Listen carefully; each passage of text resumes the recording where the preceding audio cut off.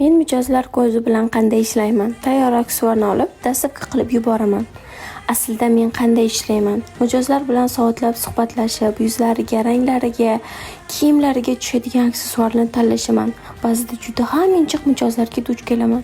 50% to'lov olganimdan so'ng 45 gradus issiqda bozorga borib kelaman. 2-3 soat toshlarni qidiraman, ranglarini topolmay qolaman. Ba'zida og'ir toshlarni ko'tarib uyga kelaman va tosh yetmay qolsa bitta dona detal uchun issiqda bozorga borib kelishga majbur bo'laman yoki dastavka qildiraman. Har bitta aksessuar uchun 1 kundan 7 kungacha vaqt sarflayman. Ba'zan ko'zim va bo'ynim og'rib ketadi. Juda ham charchaganimdan jahrdor bo'lib qolaman. Charchaganim uchun sababsiz yig'layman. Soatlab depressiyaga tushib qolaman va o'zimga kelib, mijozlarim zakazlarini tayyorlashga kirishib ketaman.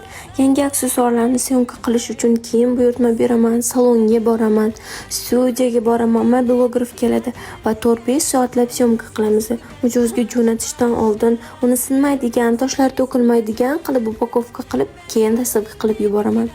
Sizga oson ko'ringan narsani orqasida qancha mehnat borligini bilmaysiz.